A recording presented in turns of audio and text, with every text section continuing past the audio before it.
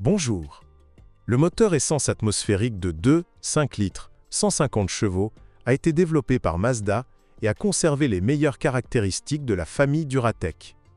Il digère l'AI92, ne souffre pas de surconsommation d'huile, la chaîne de distribution a une durée de vie de 250 000 km et le moteur lui-même de 400 000 km. Aucun problème grave n'a été constaté. Disponible uniquement en version 4x2. Les moteurs turbocompressés sont extrêmement sensibles à la surchauffe, ce qui entraîne des dommages mécaniques aux pistons et aux blocs. Était particulièrement vrai pour l'EcoBoost 1.6 avant restylage. 150 et 182 chevaux, la différence réside dans le firmware. Une campagne de rappel a été menée afin d'améliorer le système de refroidissement. L'EcoBoost 1.5, le nouveau volume a été obtenu en réduisant la course des pistons, avec la même puissance et bien meilleure, mais un risque de surchauffe locale persiste. Les deux moteurs souffrent d'une contamination rapide des injecteurs et des soupapes. Les pompes à eau fuient souvent. Les turbines sont en bon état.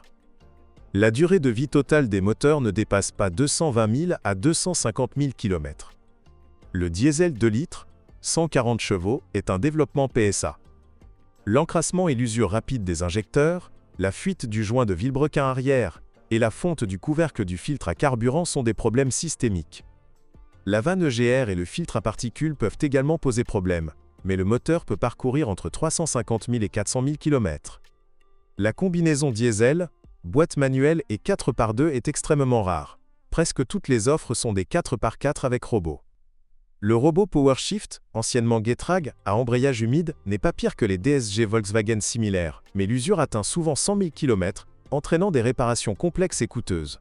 En cas de secousse et à-coups, il est recommandé de remplacer immédiatement l'embrayage, faute de quoi les produits de sa dégradation endommageront le groupe hydraulique et les solénoïdes.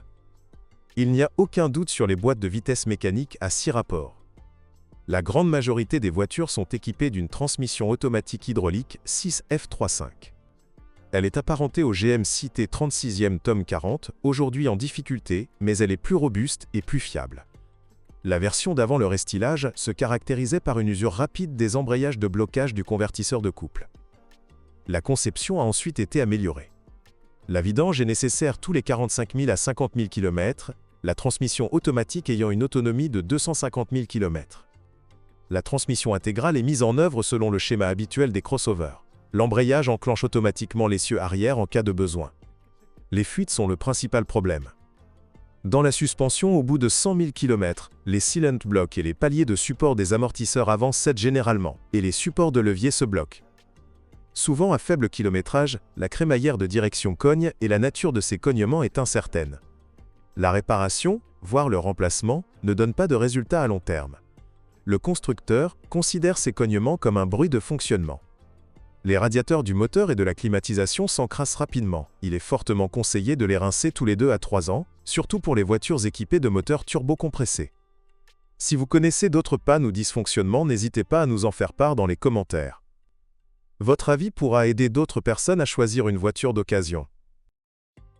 Bonjour les amis. Vous cherchez une voiture d'occasion? Vous devez prêter attention au site web carm.pro. Carm.pro est grand catalogue de voitures, moteurs, boîtes de vitesse. Et le meilleur, c'est que vous pouvez trouver des informations sur les pannes de n'importe quelle pièce. Complètement gratuit. Allez sur le site web carm.pro et découvrez tous les éventuels points faibles des voitures d'occasion.